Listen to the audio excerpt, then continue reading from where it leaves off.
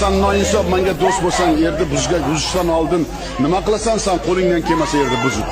Uni buzishdan oldin kallang bilan o'tirib yerga buzgandan foydami? U noinsoflarga shuncha pul berdik, 30 milliard, 50 milliard pulimni olding. Nima qilasan o pulni? Sen nima? Katta xolangning pulimi bu? Minfinda puli. Yo o'tkazib qo'ygan joying bormi sen O'zbekistonga? Bitta noinsoflar. Qo'lingdan kelmasa nima qilasan uni tuppa tuzib turgan odamni? Odam-ku sen o'zingdan xulosa qil, sen uyingga birov buzsa.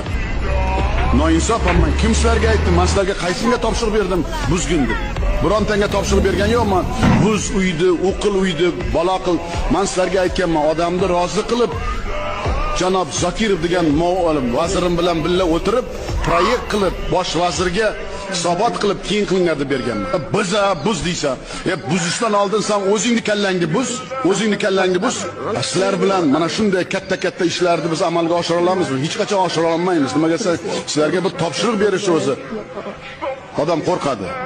Nimaga desangiz, saviyang yo'q, biliming yo'q, ilming yo'q, kitob o'qimaysan, prezidentning qarorini o'qimaysan.